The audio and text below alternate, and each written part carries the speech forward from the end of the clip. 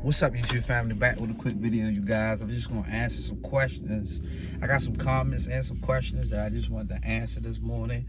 This is for people that just starting trying to get into this business, get into the transportation business. If you're trying to do child transportation, you guys, I just wanted just to tell you, it's kind of hard, and you really got to make sure you got a market for child transportation. You really got to make sure it's a market in your environment or the area you in for child transportation. So before you even think about getting in it, you need to check into that. Wheelchair transportation is good. You got to understand this. It's more clients. You always got old people. You always got handicapped people. So if you don't have a market for child transportation, once you look into it, maybe you need to just think about wheelchair transportation because it's more options. Then when you get in wheelchair transportation, remember, y'all, I don't do a whole lot of wheelchair transportation.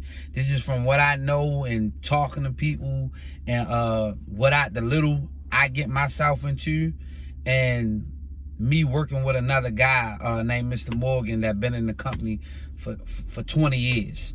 But you know, you have more options when it comes to wheelchair, you know, when it comes to non-emergency transportation. So if you were starting child transportation, maybe you should think about doing both. While you trying to build your child transportation up, you can have that money coming in from your wheelchair transportation. If you can't just get a good flow going with your child transportation, sometimes it take a little longer to build that up because it's more private people. If you want to just get some money coming in, you can deal with brokers. If you want to just go out and go to place and try to get service agreements, but then you still gonna have to learn how to do all that. You still gonna have to figure out adjusting your prices, what work for you. Like my mentor told me, with wheelchair transportation, y'all just start out with $35 or $70 really much round trip. That's what he told me, and then charge this much more at this amount of drives, right? But guess what he charged? He told me to do that just to find myself. But he charged, like right now, like he showed me he charged $60 one way.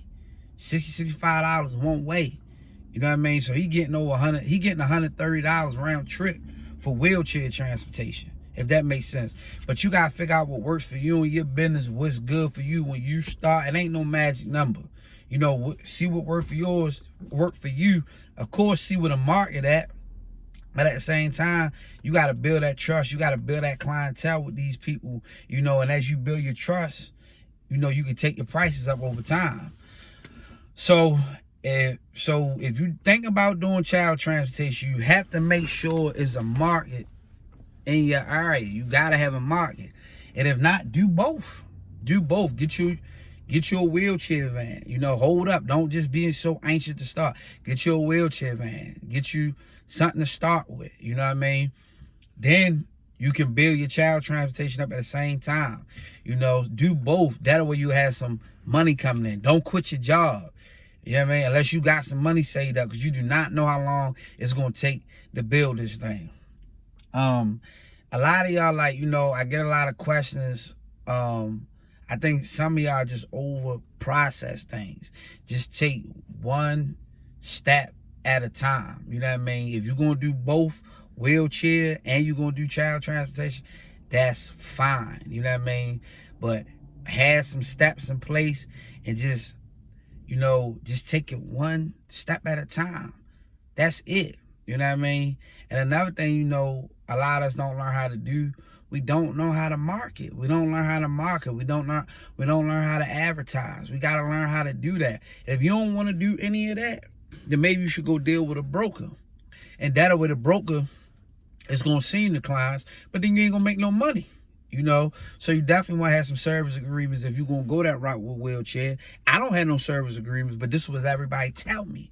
You know what I mean? Or you can just deal with private and just build your clientele up like that. You know, people build relationships with you. People, family members that trust you. They use you to take their mom to the doctor for 5-10 years because they can't do it. They don't have time to do it. So they, hey, you can, I pay you. Come on now. Would you pay? This is how you got to ask yourself. Would you, somebody you trust and you had to work, would you pay them to take them up to the hospital? Yes, you would if you trust them. And now some people even, some people, they even ride with you. to take their mother to the doctor because they don't have a wheelchair van. You know what I mean? So add both of them in. You know, if you don't have the market, if you just really want to do child transportation, but you really need to make sure that there's a market for child transportation, you know, and maybe you should add both services. If you're trying to do this full time, I think you need to add both services. I don't think you should do just child transportation if you're trying to really get your numbers up. You need to do wheelchair. You know, you can do child in the morning, or you can have somebody doing your child in the evening. Then y'all running on wheelchair all through the course of the day, ripping and running with that. You know, building it up and doing what you got to do. But that was a quick video. I hope that helped somebody that sent me an email or made a comment. Watch the video 2 times. You know what I mean? Really listen to what I said. You know, try to take heed to what I said. Do both. Really think about it. If you can do both, do both, you know, and make steps and just hit one step at a time. Figure out how you want to go about it. Figure out if you want to do brokers, if you want to do that, if you want to sign up for brokers and things like that, or if you just want to do straight private yourself, going out here, getting your own clientele. You got to think about these things. And if you do it, hit it hard. Hit it hard, you know, because it is people out here that's making money that's not, they, you know, like, that's signed up with these companies and stuff. Like my Mr. Morgan, you know, $400,000-$500,000 a year, but he been in business for 20 years. But he barely even uses, like, take work from other people.